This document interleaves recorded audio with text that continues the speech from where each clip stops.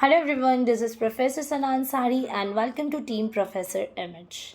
Friends, in our last video lecture we learned about the nature and principles of management, but in our today's video lecture we will discuss about the Henry Fayol's administrative theory of management. Yes, friends, this is a very important question according to the board examination, and this question is also called as 14 set of principles by Henry Fayol. मतलब Henry Fayol ने हमें 14 set दिए हैं principles of managements के। पहले हम सीखेंगे about something which is related to the Henri Fayol.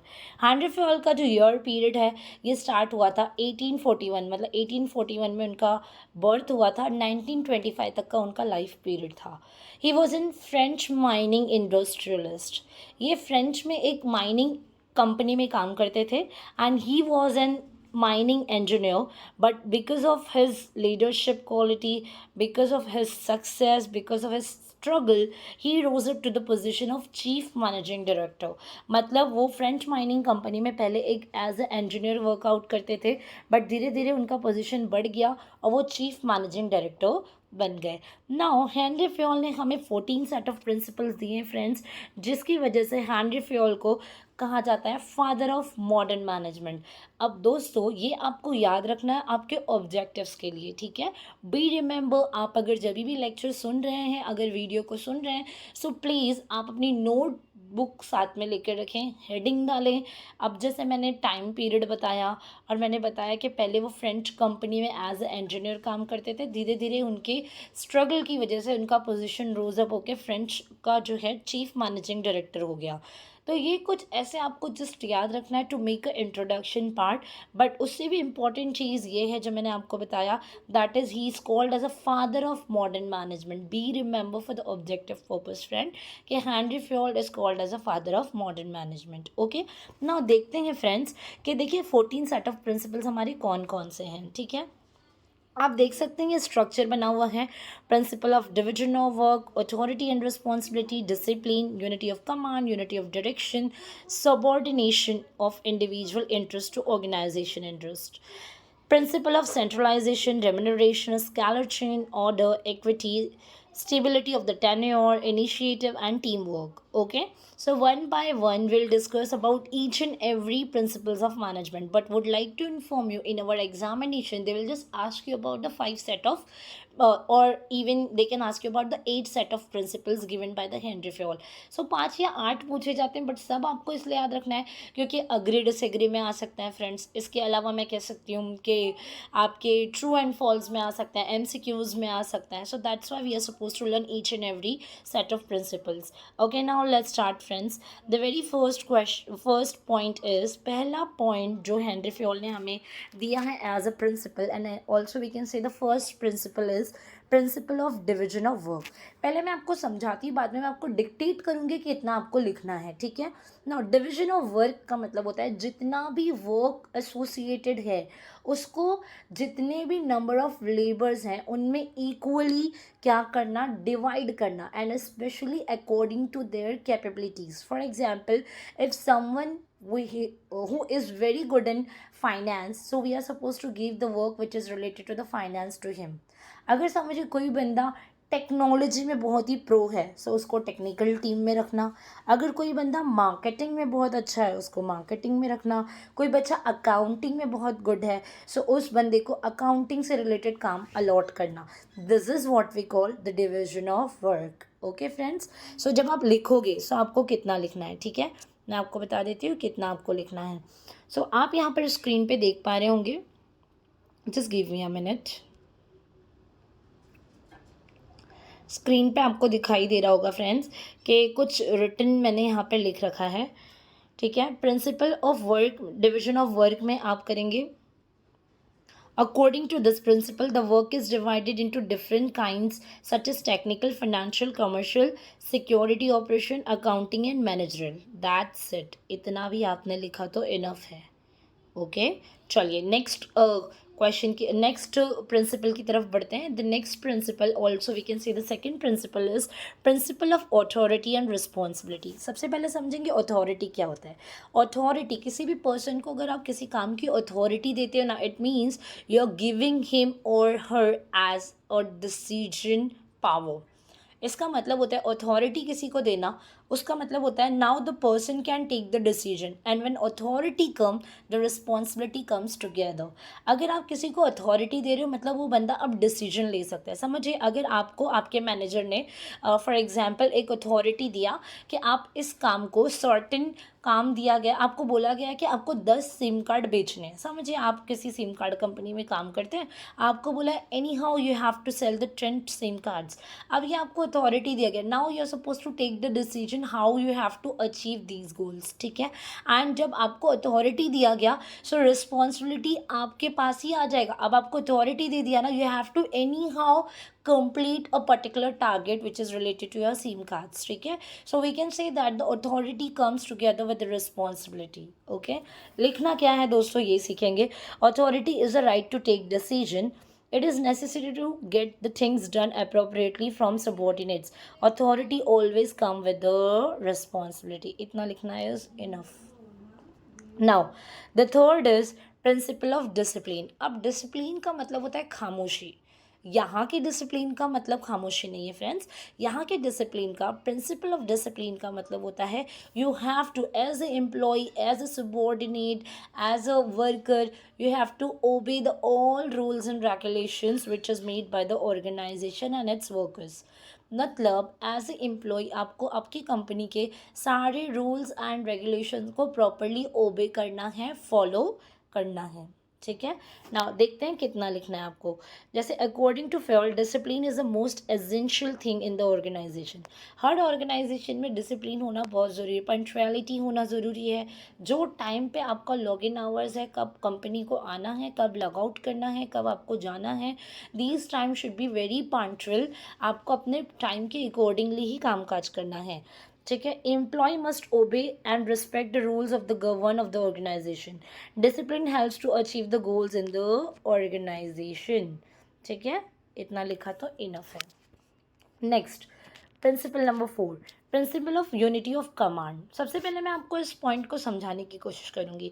Unity of command, command का मतलब जो आपको हुक्म दे रहा है, फॉर एग्जांपल क्या कमांड मिल रहा है आपको। सो कमांड बेसिकली कौन देता है भाई, तो ये सुपीरियर्स देते हैं। किसको देते हैं भाई, तो सबॉर्डिनेट्स को देते हैं। सबॉर्डिनेट्स कौन होते हैं, आपके एम्प्लॉय होते हैं, वर्कर होते हैं।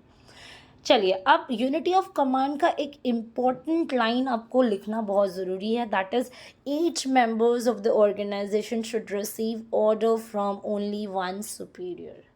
याद रखें कि यूनिटी ऑफ कमांड क्या कहता है, हर ऑर्गेनाइजेशन में जितने भी एम्प्लॉयज़ है they should only receive the order from one superior. इन सारे के सारों को जो भी ऑर्डर देगा वो एक ही बंदा होगा। देखिए अगर एक ऑर्डर देने वाला है ना, आप उसी के डायरेक्शन में काम करेंगे और काम उसके अकॉर्डिंगली होगा। बट अगर समझिए बहुत सारे लोग हैं, एक से ज़्यादा लोग ऑर्डर देने के लिए बैठे हुए हैं, तो एम्प्लॉय गेट कन्फ्यूज कि किसका ऑर्डर हमको फॉलो करना है। आपने सुना होगा ना, सो many cook spoil the soup. बहुत सारे लोग सूप बनाएंगे तो सूप खराब हो जाएगा, लेकिन अगर एक बंदा सूप बनाएगा हो सकता है वो बहुत ही अच्छा और डिलीशियस बने और हर कोई उसको एंजॉय कर पाए। लेकिन when there will be a so many cook they will definitely destroy the cook, okay, destroy the soup ना। अब यहाँ पर पिक्चर आप देखेंगे, सो दो अप्रोचेस हमको दिखाई गई हैं दोस्तों। एक है राइट अप्रोच, दूसरा है रॉन्ग अप्रोच। तो it is very obvious, red colour is showing about the superior. अब देखिए राइट अप्रोच में एक सुपीरियर है और उसको सुनने वाले 3 सबॉर्डिनेट्स हैं। सो उनका काम ईजिली हो जाएगा, क्योंकि हमने क्या कहा, unity of command states about there should be a one superior only and his rules and regulation will be followed by all the employees of the organisation. But second approach क्या कह रहे हैं भाई, 2 सुपीरियर्स है और 3 employees है, तो भाई एक से ज़्यादा सुपीरियर्स होंगे, सो आपकी एम्प्लॉयज़ को बहुत ही प्रॉब्लम आएगी और वो ईजिली किसी भी रूल्स को फॉलो नहीं कर पाएंगे। सो कमांड के बारे में आपको ये ध्यान रखना है। इस लाइन को फ्रेंड लिखेंगे कितना, each member of the organisation should receive orders from only one superior. This principle helps to managing conflicts and solving disputes among the people of the organisation. मतलब समझिए ना, पर्सन ए किसी और की सुन रहा है, पर्सन बी किसी और की सुन रहा है, सो यहाँ पे कॉन्फ्लिक्ट्स होने के चांसेस जो है बढ़ जाते हैं, ठीक है। Next is principle of unity of direction. अब डायरेक्शन का मतलब क्या होता है, there should be a one head and one plan. मतलब अगर जैसे कि समझिए आप किसी एक प्लान पे वर्कआउट कर रहे हैं, समझिए अगर आपको 10 सिम कार्ड बेचने हैं आपके कंपनी के, तो उसके लिए आप एक प्लान बनाओ कि आपको बेचना कैसा है। अब वो जो प्लान बना रहे, there should be a one plan one head. एक ही प्लान को अचीव करने के लिए दो हेड काम करेगा ना, सो दोनों हेड्स अपनी अलग अलग ओपिनियंस देंगे और काम इजीली नहीं हो पाएगा, क्योंकि दोनों लोग अपने अपने कंक्लूजन पे आके डिस्प्यूट करेंगे, झगड़ा करेंगे, लड़ाई करेंगे और एक कंक्लूजन पे नहीं आ पाएंगे। So unity of direction, direction is nothing but a path, this is nothing but a way on which we are suppose to do work. ठीक है, सो लाइन कितनी लिखनी होगी? This principle states that there should be a one head and one plan in every organization. Each group in the organization should have the same objective and the same and the group should be directed by one manager using single plan. मतलब एक manager एक plan. देखिए command ने क्या बोला था, एक manager ही होगा, और डायरेक्शन क्या बोल रहा है, एक मैनेजर एक प्लान पे पहले काम करेगा, दूसरा प्लान बाद में पिक आउट करेगा। ठीक है, now the point number 6 is principle of subordination of individual interest to organisational interest. देखिए अब ये क्या कहता है, हमको सीखना होगा इसके बारे में फ्रेंड्स, कि प्रिंसिपल ऑफ सबॉर्डिनेट्स मतलब कि जितने भी आपके एम्प्लॉयज़ होते हैं ना, आपको क्या करना है, you are not suppose to do और make a decision according to your single employee, you have to go with the group's decision. मतलब किसी भी एक एम्प्लॉय के बेसिस पे आप चेंजेस नहीं कर सकते। अगर पूरा ग्रुप ऑफ एम्प्लॉय किसी चीज़ पे बोल रहा है, so you can do the changes. For example, it can be the changes related to your target, related to your salary, related to the timing, related to anything which is occurs in the organization. But when it comes to only one employee is asking about something, so you cannot do the changes. But when one or more, or we can say the many employees are asking about the changes, then you have to do workout on it. देखिए according to this principle, the interest of an individual must be given less importance than the interest of the organization. While taking decision in the organization, the manager should always consider the interest of whole group rather than the interest of single employee. इतना लिखना काफ़ी है, और यहाँ पे भी यही point कहा जा रहा है, सिंगल एम्प्लॉय के इंटरेस्ट को आपको लेस इंपॉर्टेंस देना है और आपको इंपॉर्टेंस देना है ग्रुप ऑफ एम्प्लॉयज़ के इंटरेस्ट के बारे में। समझिए कल को अगर छुट्टी देनी है, ठीक है, अगर एक एम्प्लॉय छुट्टी मांग रहा है तो आप उसको ज़्यादा अहमियत नहीं देंगे, लेकिन सारे एम्प्लॉयज़ चाहते हैं कि हमको छुट्टी चाहिए, हॉलीडे चाहिए, हमको पिकनिक चाहिए, ट्रिप चाहिए, तो वहाँ पर आपको ग्रुप ऑफ एम्प्लॉयज़ के इंटरेस्ट के बारे में सोचना पड़ेगा। Next is principle of centralisation. Centralisation का मतलब होता है पावर एंड अथॉरिटीज़। ठीक है, अब ये प्रिंसिपल क्या बोलता है, it is refers to the concentration of power and authorities in some organization. This power is vested in one hand और few hands. This situation occurs in a small organization, but if the size of the organization is large, then there is a decentralization of the power and authority. देखो power and authority का मतलब होता है सारी चीज़ किसी एक बंदे के अंडर होना, और ये पॉसिबल छोटी मोटी ऑर्गेनाइजेशंस में होता है, और जब बड़ी ऑर्गेनाइजेशंस आती है सो बहुत सारे लोग काम करने वाले होते हैं, तो एक अकेला बंदा मैनेज नहीं कर सकता, वहाँ पर हमें एक से ज़्यादा लोगों की ज़रूरत पड़ती है, और उस कॉन्सेप्ट को हम डिसेंट्रलाइजेशन कहते हैं। और सेंट्रलाइजेशन का मतलब होता है पावर एंड अथॉरिटी होना किसी एक बंदे के हाथ में। ठीक है, आई होप यहाँ तक कि आपको प्रिंसिपल समझ में आ गए हैं। चलिए रेस्ट ऑफ द प्रिंसिपल्स को डिस्कस करते हैं। Principal of remuneration. रेम्यूनरेशन का मतलब होता है सैलरी देना। ठीक है, अब रेम्यूनरेशन कैसे दिया जाता है, there is no partialism, there is no biasness. जो रेम्यूनरेशन होता है ना, हेनरी फ्योल के प्रिंसिपल ऑफ रेम्यूनरेशन में ये कहा जाता है कि people should get the remuneration according to their skills, their expertise, their knowledge, their tenurity etcetera. ठीक है, सो यहाँ पर आप लिख सकते हो the principle of remuneration states the remuneration should be fixed by taking into consideration the skill, expertise, knowledge, tenure, cost of living, market trend, profitability of the organization. Okay, next is principle of scalar chain. अब principle of scalar chain का मतलब क्या होता है, diagram आपको दिखाई दे रहा है। स्केलर चेन में आप देख पा रहे होंगे यहाँ पर 3 level of management, top level, middle level और लोअर लेवल मैनेजमेंट की बात हो रही है। मतलब whenever lower level management needs to ask something to the top level, they can not do directly contact with the top level, they have to contact with the medium level first, and then medium level of the management will pass your issues and queries to the top level.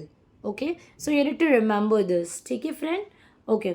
इसके अलावा अब जैसे यहाँ पर मैं एक example देती हूँ, एम्प्लॉय को अगर समझिए 10 दिन की छुट्टी चाहिए बिकॉज उसने विलेज जाना है, सो एम्प्लॉय क्या करेगा, अपने सुपरवाइजर को देगा, वो डायरेक्टली एचआर के पास नहीं जाएगा, सुपरवाइजर जाएगा, एचआर से परमिशन लेगा, फिर एचआर सुपरवाइजर को बताएगा, फिर सुपरवाइजर किसको बताएगा, एम्प्लॉय को. So this is what we call the scalar chain. Okay friends, but इसका एक ऑपोजिट चीज़ आया है बिकॉज इसमें डिले बहुत हो जाता है. एम्प्लॉय सुपरवाइज़र को बोलेगा, सुपरवाइज़र फिर एचआर को बोलेगा, एचआर सुपरवाइज़र को बोलेगा, सुपरवाइज़र फिर एम्प्लॉय को बोलेगा. सो इससे क्या होता है ना फ्रेंड्स, बहुत टाइम लगता है टॉप लेवल, लोअर लेवल और मिडिल लेवल में.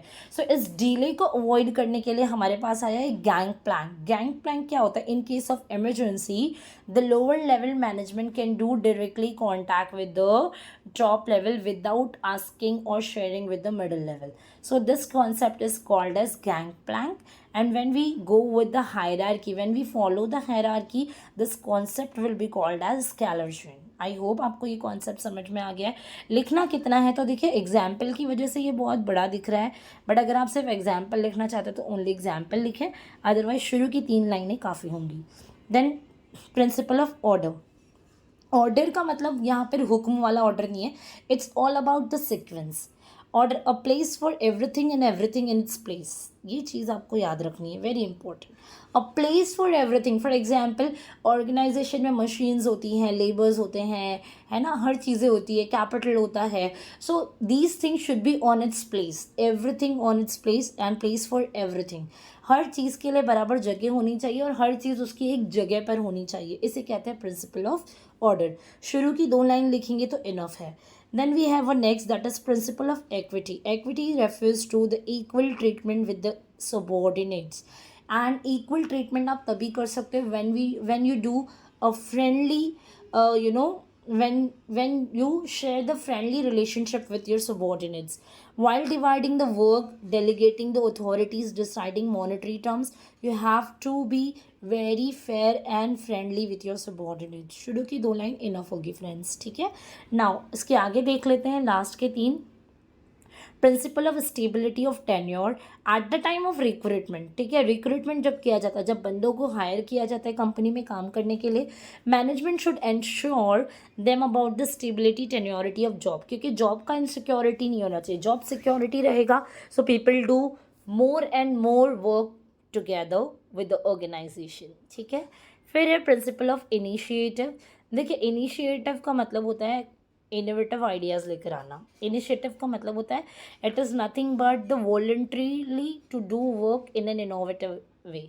मतलब कुछ नए आइडियाज़, कुछ स्किल्स, कुछ क्रिएटिविटी लेकर आना. ठीक है, सो ये भी है. देखिए, अभी मैनेजमेंट है ना, अपने एम्प्लॉयज़ को पार्टिसिपेट करने का मौका देता है. It means the employees can also do the decision making, can also participate in the decisions making level of the company, because the employee can come up with the new ideas and thoughts. तो इसके लिए principal of initiative पे भी ध्यान दिया जाता है. आप यहाँ पर स्टार्टिंग का 3 लाइन लिखें, इनफ होगा, या 2 line. Last is principle of Esprit D corps. Esprit D corps ये एक अलग लैंग्वेज है, बट इसका जो मीनिंग होता है वो होता है फ्रेंड टीम वर्क. मतलब बेसिकली यहाँ पे बोला जाता है एस्प्रिट डी कॉर्प्स का मतलब क्या होता है, यूनियन इज़ स्ट्रेंथ.